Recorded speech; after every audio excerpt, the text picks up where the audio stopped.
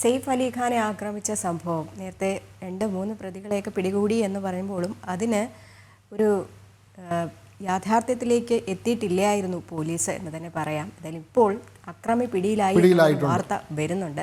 Restaurant ജീവനക്കാരനായ വിജയദാസാണ് പിടിയിലായത്.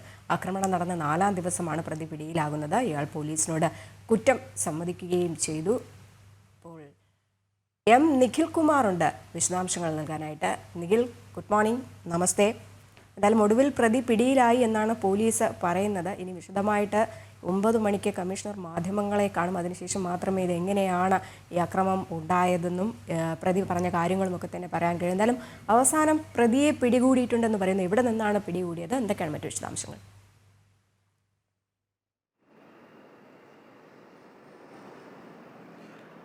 രജനി നേരത്തെ പറഞ്ഞതുപോലെ കൂടുതൽ വിവരങ്ങൾ ഇന്ന് രാവിലെ 9 മണിക്ക് നടക്കുന്ന കമ്മീഷണറുടെ വാർത്താ സമ്മേളനത്തിൽ മാത്രമാണ് അറിയാൻ സാധിക്കുന്നത്. നിലവിൽ പോലീസിന്റെ ഭാഗത്ത് നിന്ന് ലഭിക്കുന്ന വിവരം പ്രധാന പ്രതിയായിട്ടുള്ള രജനി നേരത്തെ പറഞ്ഞ വിജയദാസ് എന്ന പേരുള്ള മുഹമ്മദ് അലിയാൻ എന്നാണ് ഇയാളുടെ യഥാർത്ഥ പേര്. അങ്ങനെ 2 പേരിൽ അറിയപ്പെടുന്ന ഇയാൾ പിടിയിലായിട്ടുണ്ട്.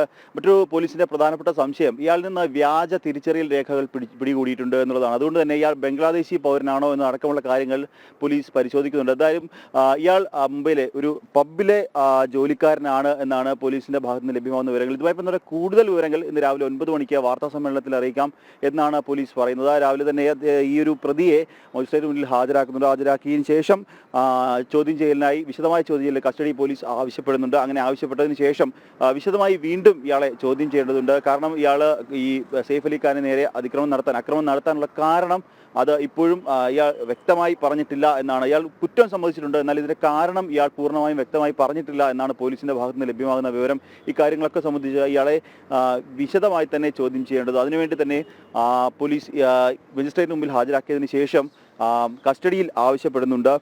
ഒപ്പം നേരത്തെ പറഞ്ഞ പോലെ ഇയാൾ മുംബൈയിലെ പബ്ബില് ജോലിക്കാരനാണ്. ഇയാളെ ബാന്ദ്രയിൽ എത്തിച്ചതിന് ശേഷമാണ് വിശദമായി ചോദ്യം ചെയ്യുക. അതായത് സെയ്ഫ് അലി ഖാന്റെ വീട്ടിലടക്കം എത്തിക്കുന്നുണ്ട്. അവിടെ എത്തിച്ചതിന് ശേഷമാകും വിശദമായും ചോദ്യം ചെയ്യുക. ഇയാൾക്ക് ഈ ഒരു സെയ്ഫ് അലി ഖാന്റെ കുടുംബമോ അല്ലെങ്കിൽ വീട്ടിലെ ജോലിക്കാരുമായോ അതുമായി വീടുമായി ബന്ധപ്പെട്ട ആരെങ്കിലുമായോ അടുത്ത ബന്ധമുണ്ടോ, അവർ ഇതിന് പിന്നിൽ പ്രവർത്തിച്ചിട്ടുണ്ടോ എന്ന അടക്കമുള്ള കാര്യങ്ങളും പോലീസ് പരിശോധിച്ച് വരുന്നുണ്ട്. എന്തൊക്കെയായാലും ഇതൊക്കെയായി ബന്ധപ്പെട്ട നമുക്ക് കൂടുതൽ വിവരങ്ങൾ രാവിലെ 9 മണിക്കത്തെ വാർത്താ സമ്മേളനത്തിൽ മാത്രമാണ് അറിയാൻ സാധിക്കുക. നമുക്ക് നേരത്തെ രജനി പറഞ്ഞതുപോലെ കഴിഞ്ഞ വ്യാഴാഴ്ചയാണ് സെയ്ഫ് അലി ഖാന്റെ വീട്ടിൽ ഇത്തരത്തിലൊരു അക്രമം ഉണ്ടാകുന്നത്. സെയ്ഫ് നടന് നേരെ ഒരു അക്രമി കുത്തുകയായിരുന്നു. നട്ടെല്ലിന് അടുത്ത് വരെ പരിക്കേറ്റു. 5 മണിക്കൂർ നീണ്ട ശസ്ത്രക്രിയക്കൊടുവിലാണ് ആ ഒരു ശസ്ത്രക്രിയ പൂർണ്ണമായും വിജയിച്ചതെന്നാണ് അന്ന് ഡോക്ടർമാർ പറഞ്ഞത്. എന്തായാലും നടന്റെ ആരോഗ്യനില തൊട്ടടുത്ത ദിവസം തന്നെ പൂർണ്ണമായും സാധാരണഗതിയിലേക്ക് എത്തിക്കാൻ ഡോക്ടർമാർ അടക്കമുള്ളവർക്ക് സാധിച്ചിട്ടുണ്ട്.